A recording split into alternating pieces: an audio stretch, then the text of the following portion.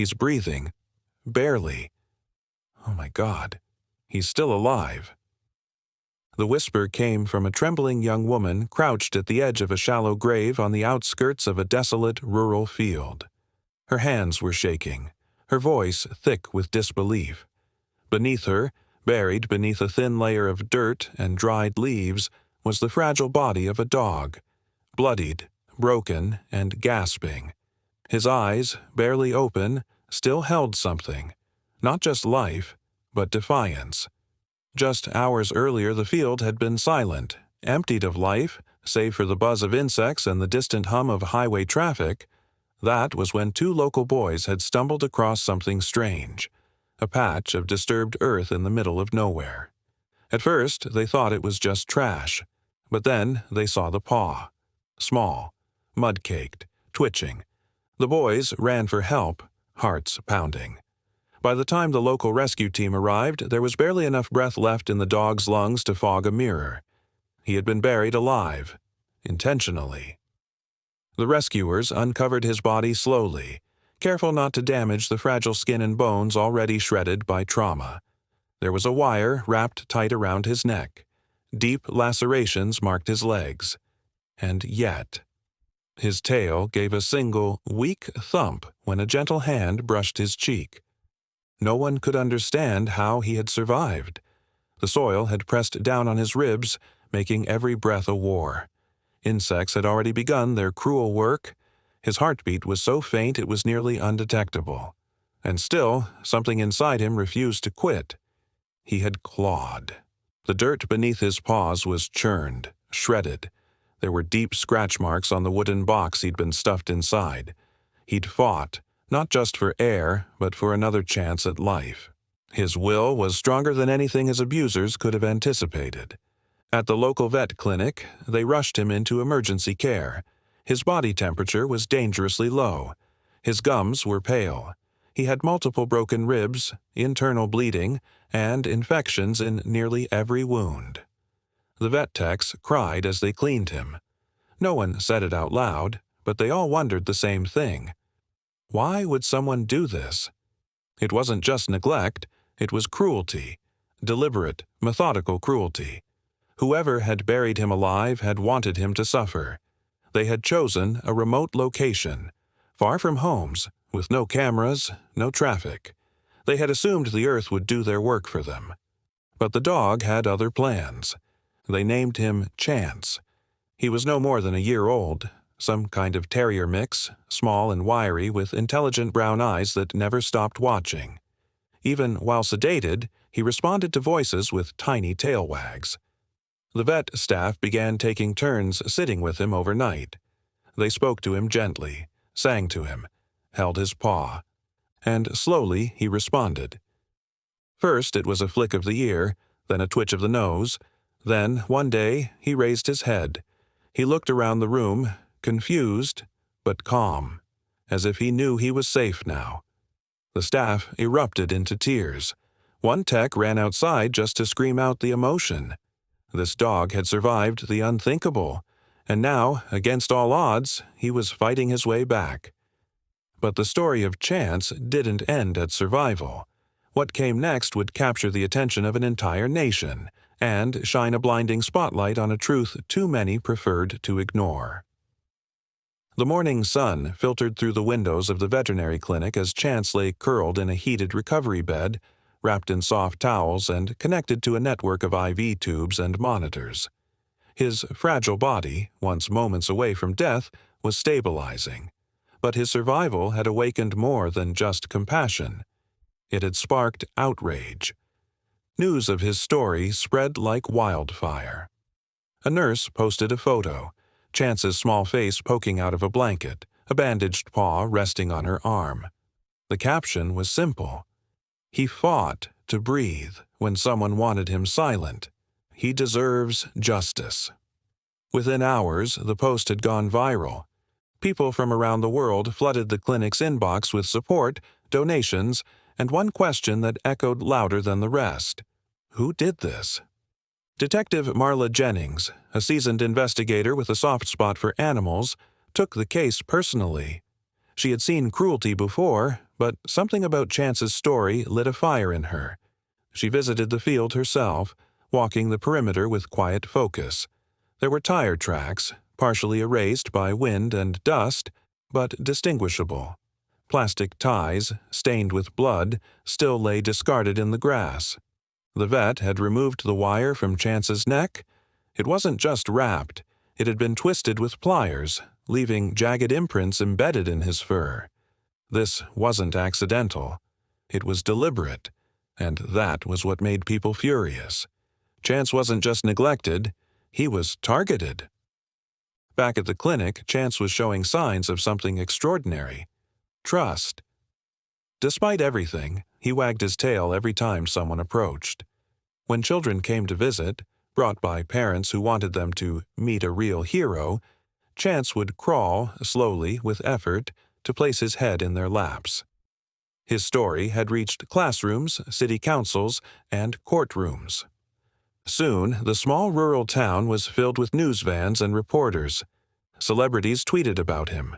Advocacy groups offered rewards for information.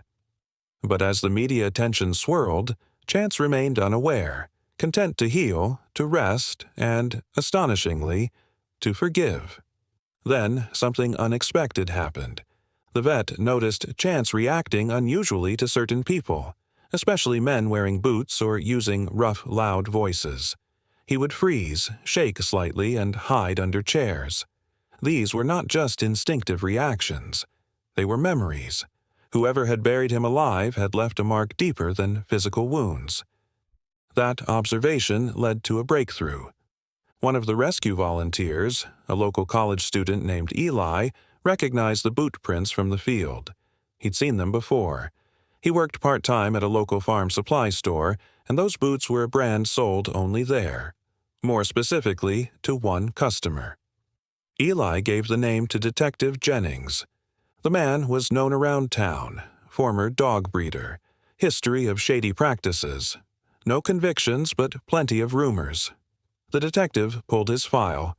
Complaints from neighbors, noise disturbances, a few fines for improper licensing. Nothing that stuck until now. A warrant was issued. Police raided the property. What they found was worse than anyone expected. Cages. Filthy, rusted, overcrowded cages. Malnourished dogs. Dead puppies in plastic bags. Chains bolted into the ground. And in the back, buried under a tarp, a shallow pit. The same dimensions as the one Chance had clawed his way out of. It was a makeshift grave. They arrested him on the spot. The images from the raid made national headlines. Protesters gathered outside the courthouse. Animal rights organizations rallied to press charges. But amidst the chaos, Chance stayed calm. Still healing, still hopeful. What no one knew yet was that Chance wasn't just a survivor. He was about to become a symbol. And what he would do next, no one was prepared for. The courtroom was packed beyond capacity. Reporters jostled for space. Flashbulbs exploded with each arrival. Animal advocates lined the wooden benches in silent protest, clutching signs that read, "Justice for Chance," and "He dug his way out, now dig the truth." And in the front row, wearing a tiny blue vest that read, "Survivor," sat Chance. The vet had warned he might not be able to handle the crowd. But Chance walked in slowly, tail low but wagging, and laid at the feet of Detective Jennings, his unofficial guardian since the arrest. It was the first time the public had seen him in person since the viral rescue, and the effect was immediate. People wept, not for pity, but because he embodied something raw and unforgettable: resilience. The prosecutor would later say it best. Chance didn't testify with words. He testified with scars. The trial itself was brutal. The defendant, Raymond Clough, sat stone-faced as witness after witness described the horrors discovered on his property. A former employee broke down while recounting the screams of dogs in the night. Another said she had tried to report him years ago but was ignored. The evidence was staggering. Hundreds of photos, veterinarian reports, and, most damning of all, the GPS data from his truck placing him at the burial site days before Chance was discovered. But what truly turned the tide was the footage. Unbeknownst to Clough, a neighbor's security camera had captured part of the act. It was grainy, dark, but it showed a man dragging something limp from the back of a truck, digging, walking away, and it was enough. The jury went silent. Even Clough, until then unmoved, looked down. Still, the defense tried to argue that Chance had been injured by a wild animal or struck by a car and that Clough mercifully ended his suffering. But that theory fell apart when Chance, as if on cue, responded to the courtroom's energy. The judge allowed it, a moment no one would forget. Detective Jennings stood up, gently patted her thigh, and said one word, "Come." Chance rose, limped forward, and stood beside the jury box. His body bore the story. His fur hadn't fully regrown around his neck, and the scars around his chest were visible even beneath his vest. When he looked at the defendant, his ears pinned back. He didn't growl, he didn't bark, he just turned away. It was more powerful than anything spoken. The trial concluded the next day. Guilty on all counts: animal cruelty, illegal breeding, attempted destruction of evidence. The sentencing would come later, but Clough was taken from the courtroom in cuffs to the cheers of a waiting crowd outside. But the story didn't end there. Chance's presence had started something bigger, a movement. People who had never spoken about animal rights before were suddenly engaged. Local shelters saw a spike in adoptions. Fundraisers to support veterinary recovery programs broke records. Schools invited advocates to speak to students about empathy and care. Laws were re-examined. A petition titled "Chance's Law" reached over 1 million signatures within days, pushing for harsher penalties for abuse and better protection systems for neglected animals. And as for Chance, he wasn't just healing, he was thriving. Therapists began working with him to become a certified therapy dog, not just for hospitals or schools, but for victims of trauma. He had an uncanny ability to comfort. Children with anxiety, veterans with PTSD, and survivors of abuse all felt something when he rested his head on their lap. It was as though he was saying, "I know, and we're okay now." His story began as a tragedy buried in dirt and silence. But what followed was a reminder that even when someone tries to bury you, if you're strong enough to rise, the whole world will hear your heartbeat. It was raining the day they unveiled the new plaque at the state capitol. Not a heavy storm, just a soft, steady drizzle that made everything glisten, as if the world itself had paused in solemn reflection. The lawn was filled with people: volunteers, shelter workers, politicians, students, survivors of violence, and nestled among them all, Chance. He sat calmly by a small podium, wearing his therapy dog vest now adorned with 2 new pins, one for bravery, the other for public service. Around his neck, a soft blue ribbon held a small tag, Ambassador of Hope. As the governor stepped forward to speak, the crowd quieted. "Not every hero walks on 2 legs," he said. "Sometimes they crawl through dirt, claw their way through darkness, and emerge not to seek revenge, but to give comfort, to heal others." He turned to Chance, smiled, and added, "You didn't just survive, you made the world better."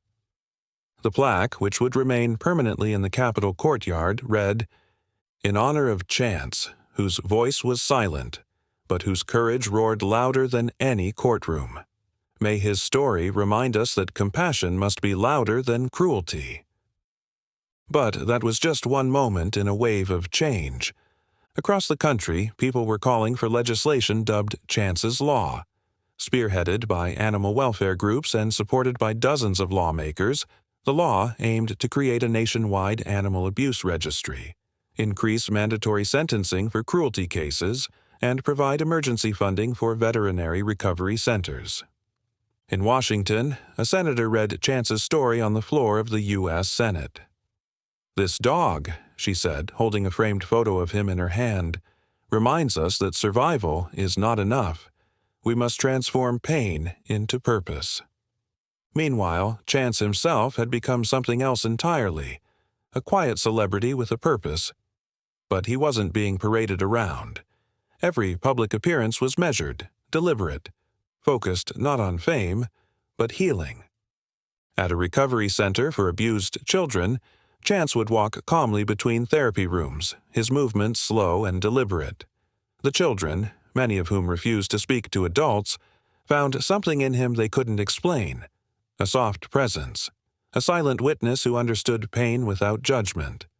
One girl, no older than 8, had been rescued from a violent home. She refused to eat, wouldn't sleep through the night. But when Chance lay beside her bed one evening, she reached out and touched his fur. For the first time in weeks, she whispered something. "He got out too," she said, "so maybe I can."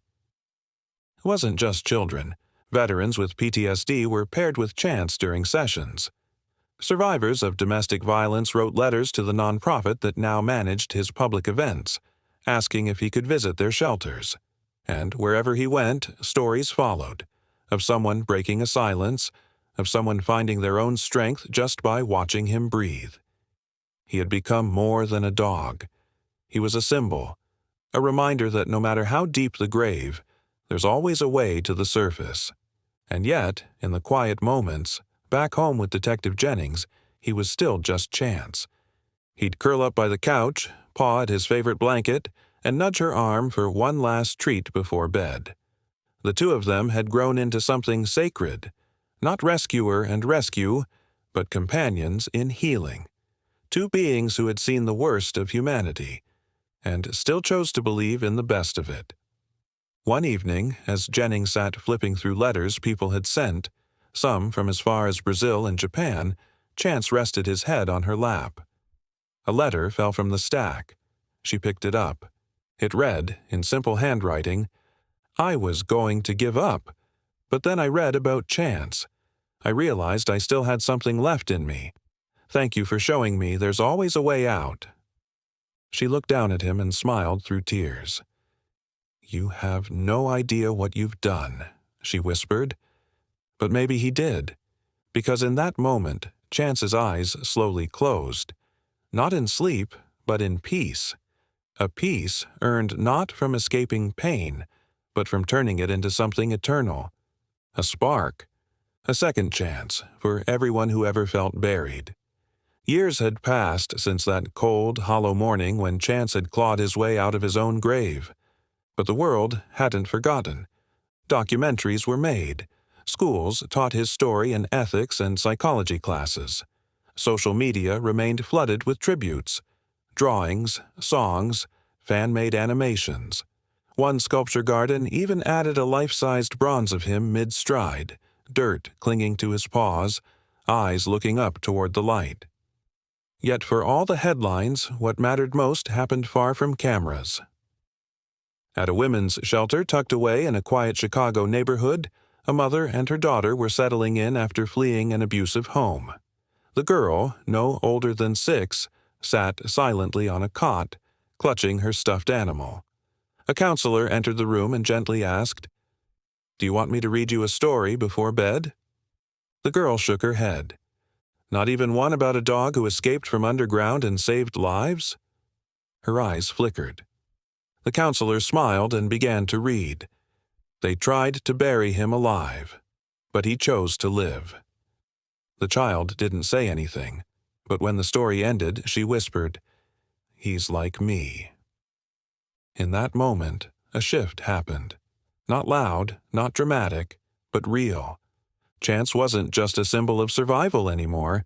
He had become the bridge between darkness and light, between what had been done and what could still be healed. Elsewhere, at an animal advocacy conference, leaders from over 40 countries had gathered to discuss international protocols for animal cruelty cases. When asked what inspired this global effort, the moderator didn't need to say much. A single slide appeared behind her. A photo of Chance, standing in front of the Capitol, his vest shining with honorary medals. The room rose in silence. Even now, years after his miraculous recovery, Chance continued to work in quiet ways. He visited hospitals where terminally ill children waited for hope.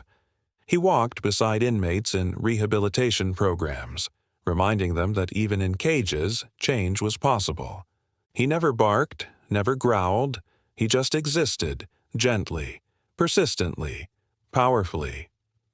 Detective Jennings, now retired from active service, spent her days running a nonprofit named after him, the Second Light Foundation. Its mission was simple: no creature, human or animal, should ever have to climb out alone. She often said that Chance didn't just survive cruelty, he transformed it, took the weight meant to crush him, and turned it into something others could stand on. One night, as she sat on the porch beside the aging dog, his muzzle now peppered with gray, his eyes still alert, she looked out into the night and whispered, "You changed more than they'll ever know." Chance didn't move. He simply rested his head against her leg as if to say, "I know." And that's how his story lives on. Not in the grave where they tried to end him, but in every life he's touched since. So next time you feel buried, remember this: it wasn't the dirt that defined him. It was the fight. Inspired? Don't scroll past. Share this story with someone who needs hope today. Because second chances aren't rare. They're made.